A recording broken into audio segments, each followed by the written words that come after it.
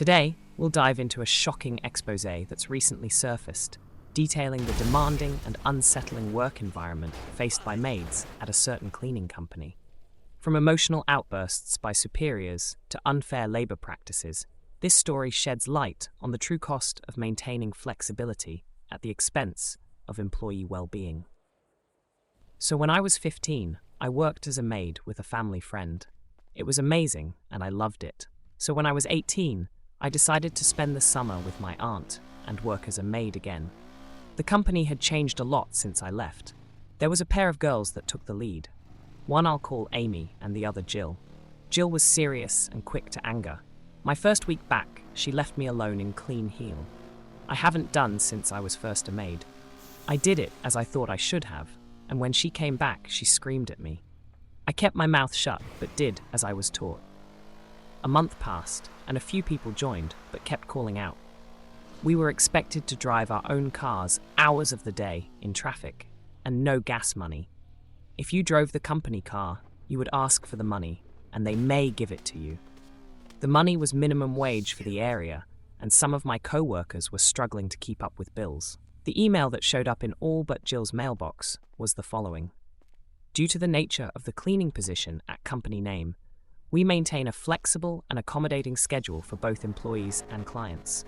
While we understand and have compassion for all of your circumstances, we must bring your attention to the team's attendance as a whole.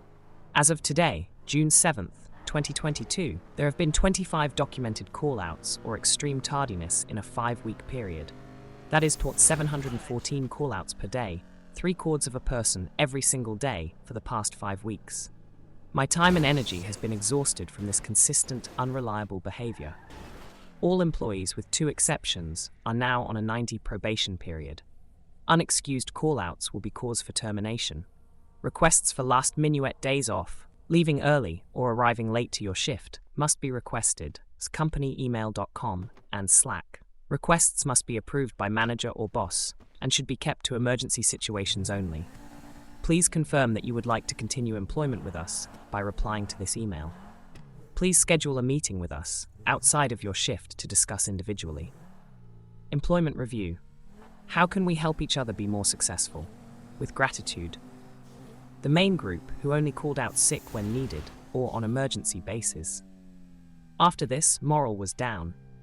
My grandfather just died and a girl I was training had a seizure in my arms. I was traumatized and they were pretty much threatened to fire me because I couldn't deal with cleaning literal shit from strangers' toilet for minimum wage for 3 days. I almost had myself sent to a mental institution because I thought I was a threat to myself. I put my 2 weeks in for after my grandfather's funeral, and some others started to look for jobs. A few incidents happened where they had us drive out after our final hour, many hours after guest end of shift. Then right before we arrive, we get sent back home with added another half hour to our hour drive back to office. A later call to all main employees reiterated that they didn't care. They needed us all to work with, no flexibility, and if we don't, they will fire us. There was a mother with 5 kids who took this job with the expectation of flexibility. There was an elderly mother taking care of her terminally ill son. They need the time to take care of what they needed to. They also put us on 10-12 days on one-off schedules. My mental health as it was couldn't handle it, so I wanted to have regular schedule until I left. I refused. My last day, I had helped the elderly mother pay for her gas because we were driving in her car for getting to and from jobs. I asked the manager, since I paid for gas we used up during work, to pay me back. She threatened my job. I had 3 days left, so I asked for all the money they owe me. I was one of the few that paid for gas in the company car because nobody but Jill would get the money they were owed. I was fired, and the majority of the main group that would be consistently reliable quit. I got 3 of the ones that quit to write an honest review on Indeed.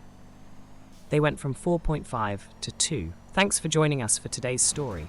It's certainly been a thought-provoking journey. Remember, your voice and actions have power. Never underestimate your worth. Until next time, take care and don't forget to hit that like and subscribe button for more stories like this.